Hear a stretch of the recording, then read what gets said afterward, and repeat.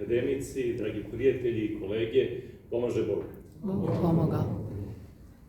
Težak zadatak pre više od godinu dana postavio je sebi i meni i svima koji su učestvovali u ovom projektu, moj prijatelj, profesor Zdravko Močević, kada mi je izložio svoju ideju.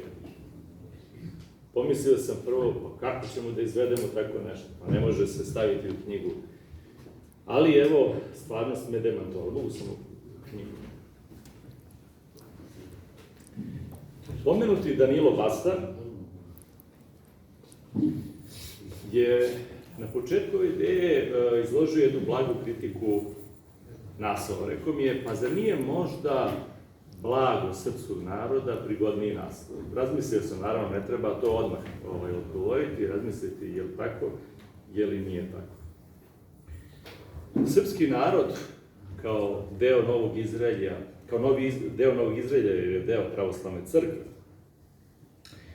on strada, raduje se, živi i sad u znaku krsta. Pomenuli smo Dejana Medakovića koji je napisao više značajnih dela, a pamtimo ga najviše možda po monumentalnoj knjizi Između klanja i oranja, koja bi se drugačije mogla nazvati i Između krsta i vaskrsenja. I takva je sva naša istorija. Kada pogledamo naslov bogatstvo, dakle, već imamo u samom korenu reči Bog.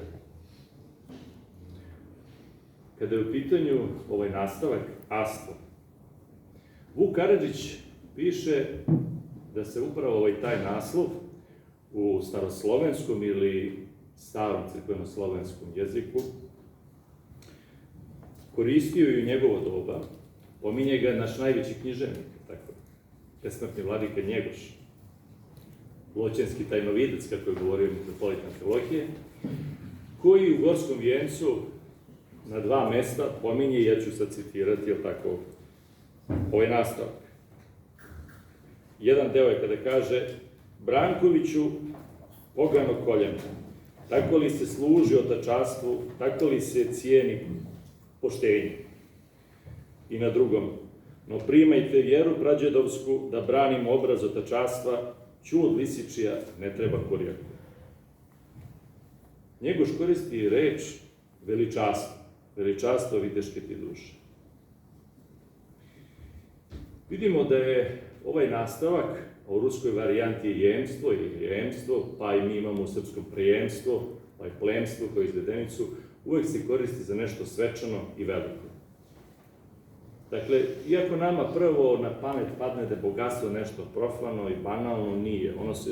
Ono je u samoj svojoj suštini višeslojno i uzvišeno. Dakle, mi bi ovde da kažemo koju reč o bogatstvu srpskog naroda. A i ako kažemo da imamo čime da se hvalimo, jer je prva ideja bila kada nas pitaju, pa dobro, šta ste vi to Srbiji doprineli svetu? Šta ste vi to dali? Mi treba da shvatimo, i kao što je rekao i akademik Novo Pržulj, prvo da to nije naše, ali ne samo da je naše dece, nego da nam je dato. Znači, kako kaže apostol Pavle, da se dičimo talentima, onim što nam je dato od Boga, a zadatak je da ih umnožavamo. Pred vama u ovoj knjizi su nekoliki ti talanti, nipošto svi, koje je srpski narod umnožio. I s tim u vezi, kad već pominjemo reči, a sa rečima vezano i pismo, hteo bih da prenesem jedan utisak. Dolazili smo u Banja Luku i primetimo jednu činjenicu da srpskoga pisma ćirilice gotovo nema. Znate, Banja Luka stoji ovde na strašnom mestu. Ministar Budimir je rekao, okruženi ljutim bujama, neprijateljima, i zaista nije lako opstajati. Sama Banja Luka i Republika Srpska svojim ostajanjem svedoči srpsku pobedu. Ali ova činjenica, ova latinica koja nas svuda okružuje, govori o stanju jedne pospanosti i dremeža koji naravno postoji, nažalost, i u Beogradu i mnogim drugim gradovima u srpskim zemljama. Treba da se zapitamo gde je ćirilica, gde je naše srpsko pismo. Zato kažem, čitajte ovu knjigu, pa ćete u njoj videti i o srpskom pismu. Koja pisma Srbi koriste? Gotovo na početku to su dva pisma. Glagoljica i ćirilica. Ali nijedno iz Rima. To su naše pisma. Koji je najstariji srpski pisani spomenik? To vam neću reći, otvorite knjigu, pa ćete vidjeti. Koji je najstariji sačuvani primer srpske redakcije staroslovenskog jezika? A evo, neću ni to da vam kažem, naći ćete u knjizi, ali reći ću vam da nije Miroslavljevo evanđelje, koje već pokazuje jedan zavidan nivo i jedan bogat književni izraz. Zrelo fresko slikarstvo naše. A to je neka vrsta srpske renesanse. Da li ono dolazi u manastirima Mileševe, Sopoćana, da li dolazi ili Dečana, do Bruna, da li se pojavljuje posle italijanske renesanse, posle Masača ili posle Vajarsa Donatela, pa pre. Mi imamo i deo renesanse paleologa, dakle romejske ili vizantijske, takođe u srpskom stvaralaštvu, u našim manastirima. To su dela dvorskih slikara Svetoga kralja Milutina, Eftihija i Mihajla. Kada već spominjem Svetoga kralja, da vidimo gde smo, šta smo, uvek se iznenadimo, kada odemo malo u inostranstvo, koliko poštuju i koliki je trag srpski.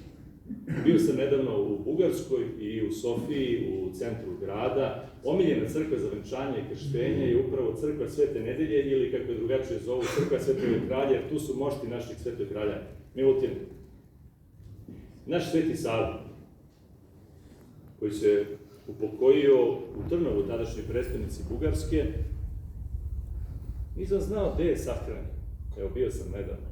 Pa sahranjen je u crkvi svetih 40 mučenika u kojoj su sahranjeni bugarski vladari, dakle na mestu od najvećeg poštovanja. I tako je gde god krenu, u Budimu, znači delu grada gde su stolovali kraljevi bugarski, tu je kuća koja je bila kuća našeg svetog despota Stefana Lazarevića. I da ne nabrajam mnogo sada, puno toga ima. Naravno, kada govorimo o pismu, o stvaralaštvu, o doprinosima, treba da se zapitamo i za univerzitete. Evo, ovde smo u akademiji, tako. Koji je najstariji univerzitet za koji znam? Carigradski. Na zapadu to je Bolonjski, gde se prvo počelo sa izučavanjem istovremeno teologije, prava i medicine. Kako mi tu stojimo? Uskoro, čuo sam, radi se projekat da se prikaže i o školi koja je negovana u Hilandaru, od početka 13. veka, teologija, medicina, pravo. Pa znači, mi kaskamo za Bojanskim univerzitetom svega 100 godina. Treba da budemo svesni toga.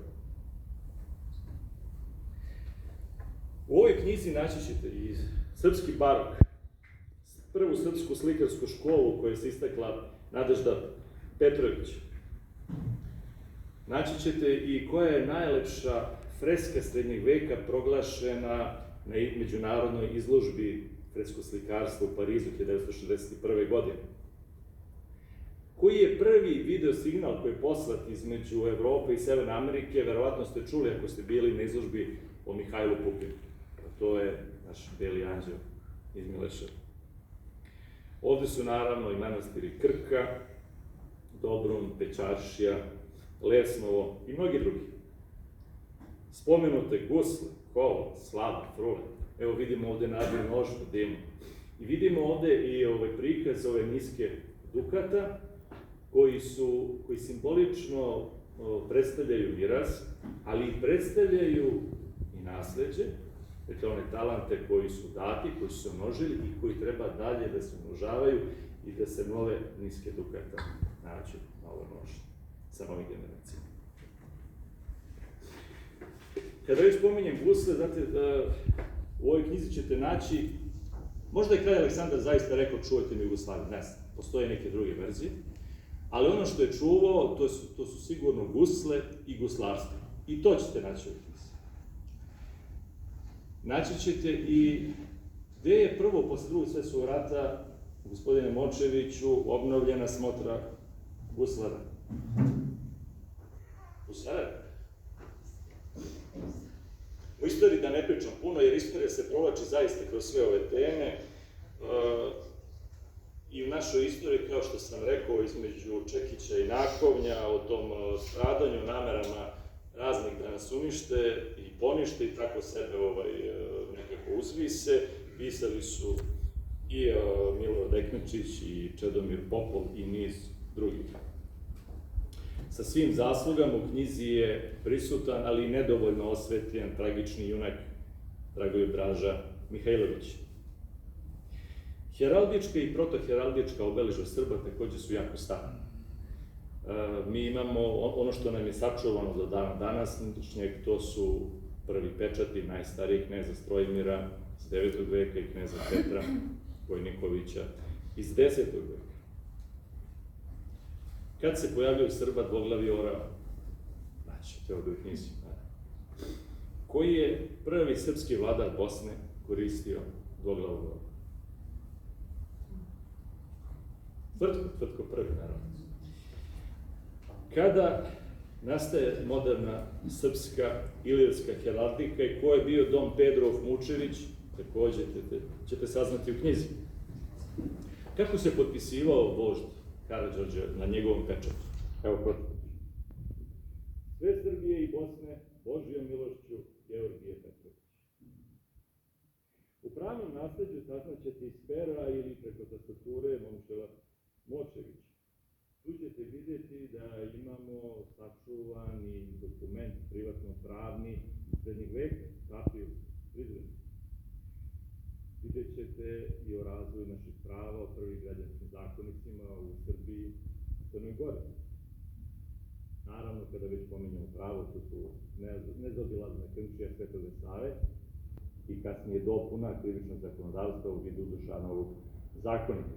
Krnčija Svetoga Save, pazite, ona je primljena i raširena kao temelj za kanonsko i građansko pravo u svim slovenskim pravoslavnim zemljama. Pažljivo su birani najznamenitiji književnici i naučnici, većina ovde navedenih se nalaze u knjizi, nažalost nisu mogli svi da stanu i zato bi ovo trebalo da bude samo prva etapa ili prvi tom. U muzici na 30 strana maestralno su zaista pisali, evo ovde prisutni profesori, Saša Pavlović i Aleksandra Miletić. Vidjet ćete tu sve od crkvenog pojanja, starog srpskog pevanja, dvoglas na glas, pa na bas, o srpskom džezu, o umetničkoj muzici, Petru Konjoviću, Stanislavu Biničkom, Stevanu Hristiću, Korneliju Stankoviću, mnogima drugima, Zahariju Stefanoviću, Orfelimu i tako dalje. O srpskoj umetnosti, drugim vidovima umetnosti pišu maestralni Snježana Orlović, Luka Kecman. Naravno, tu su pomenuta srpska prirodna bogatstva, rudna bogatstva, posebno obrađena, prilogu koju je obradio dr. Milorad Perović. Deo sportu, pa to je sjajno. Zaista čitate sa zadovoljstvom i onako prosto vam je drago. Tu ćete vidjeti koji je prvi srpski olimpijac. Nedavno sam baš pričao sa nekim našim sportistima i kažu, pa da, jeste bio naš kralj Aleksandar Obrenović na prvoj olimpijadi u Atini, ali nismo imali Srbe olimpijice. Imali smo. Pročitat ćete u oblici.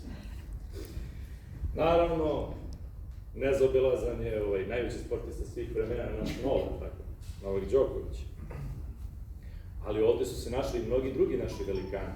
A tu je i čovek sa kojim imam čast povremeno da pijem kafu, to je naš veliki šahista Miloš Ljubojević.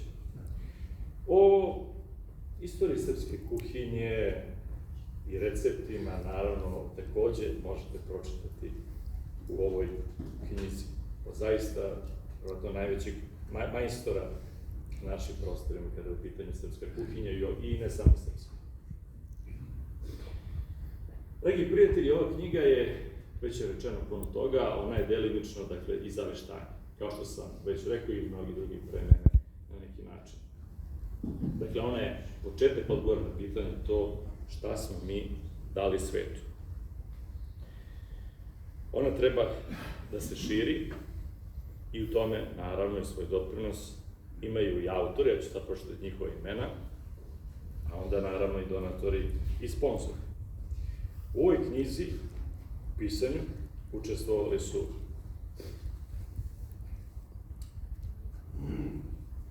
dr. Milorad Perović, profesor dr. Saša Pavlović, profesor dr. Aleksandra Miletić, profesor dr. Dragan Mastilović, profesor dr. Luka Kecma, profesor dr. Aleksandar Đikić, ovde sa sjajnim delom o poljoprivredi.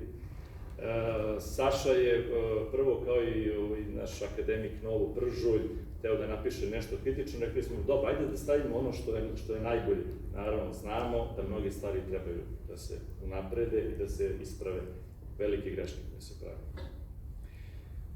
Doktor Nedeljka Bjelanović, sjajna književnosti, zaista. Doktor Tatjana Mikulić, Snježana Orlović, Janko Vračar, naš najpoznatiji heraldičar, Momčilo Močević, Dragiša Miković, pomenuo sam kuhinju, Živko Baljkas, to je legenda, naš najveći sportski novinar, i profesor Nataša Kogić u prirodnim bogatstvima. Hteo bih još da kažem da je generalni pokrovitelj projekta i predsjednik Republike Srpske, Milorad Dodik, a da su realizaciju podržali niz, da ne pominjem sada sve. Eto, ima ko da spomene. Dakle, sada bih hteo da se zaista zahvalim svim autorima, domaćinima, organizatorima i vama svima koji ste došli da čitamo ovu knjigu, da priložimo i mi nešto velikom, zaista neizmernom srpskom bogatstvu. Živeo srpski narod i živela srpska zemlja.